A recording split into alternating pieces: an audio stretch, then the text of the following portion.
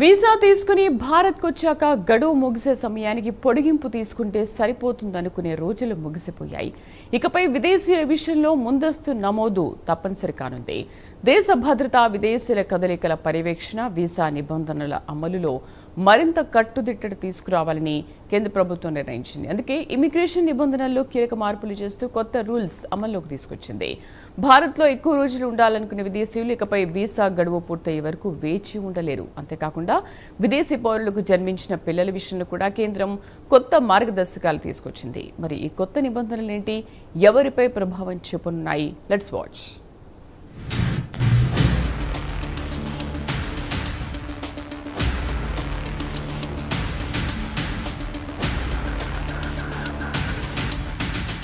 భారత్లోకి వచ్చే విదేశీయులపై పర్యవేక్షణను మరింత కట్టుదిట్టం చేసే దిశగా కేంద్ర సర్కార్ కీలక నిర్ణయం తీసుకుంది. ఇమిగ్రేషన్ అండ్ ఫారినర్స్ రూల్స్లో మార్పులు చేస్తూ కొత్త నిబంధనలు అమల్లోకి తీసుకొచ్చింది. ముఖ్యంగా స్వల్పకాలిక వీసాలతో భారత్కు వచ్చే విదేశీయుల విషయంలో రిజిస్ట్రేషన్ ప్రక్రియను మరింత కఠినతరం చేసింది. ఇప్పటి వరకు 180 రోజుల కంటే తక్కువ గడువు ఉన్న వీసాలపై భారత్కు వచ్చిన విదేశీయులు తమ గడువు ముగిసిన తర్వాత నిర్దిష్ట వ్యవధిలో రిజిస్ట్రేషన్ లేదా పొడిగింపు కోసం దరఖాస్తు చేసుకునే అవకాశం ఉండేది.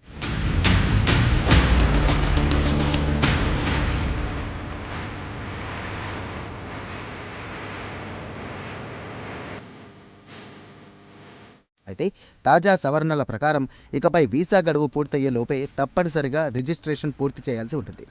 గడువు ముగిసిన తర్వాత అనుమతులు పొందే అవకాశాలను కూడా ప్రభుత్వం గణనీయంగా పరిమితం చేసింది. అత్యవసర పరిస్థితుల్లో మాత్రమే మినహాయింపులు ఇవ్వనున్నట్టుగా స్పష్టం చేసింది. భారత్లో ఎక్కువ కాలం ఉండే విదేశీయుల వివరాలు ముందుగానే ప్రభుత్వ రికార్డుల్లో నమోదవడం ద్వారా వారి కదలికలపై మెరుగైన నిఘా సాధ్యమవుతుందని అధికారులు భావిస్తున్నారు. అంతేకాదు, వీసా నిబంధనల ఉల్లంఘనను కూడా తగ్గించేందుకు ఈ మార్పులు ఉపయోగపడతాయని చెబుతున్నారు.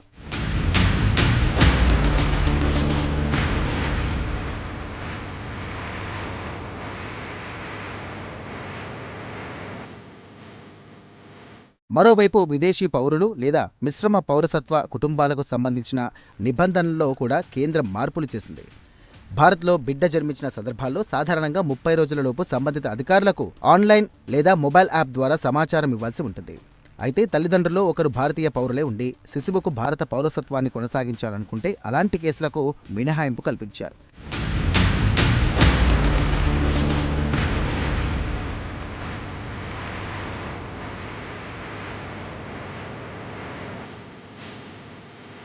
ఇమిగ్రేషన్ వ్యవస్థను మరింత పారదర్శకంగా, సాంకేతిక ఆధారితంగా మార్చడమే ఈ సవరణల ప్రధాన లక్ష్యం కనిపిస్తోంది. విదేశీయుల రిజిస్ట్రేషన్, అలాగే పర్యవేక్షణ, పౌరసత్వానికి సంబంధించిన అంశాల్లో స్పష్టత తీసుకురావడంతో పాటుగా భద్రతాపరమైన పర్యవేక్షణను కూడా బలోపేతం చేయాలనే ఉద్దేశంతో కేంద్రం ఈ నిర్ణయాలు తీసుకున్నట్టుగా విశ్లేషకులు భావిస్తున్నారు.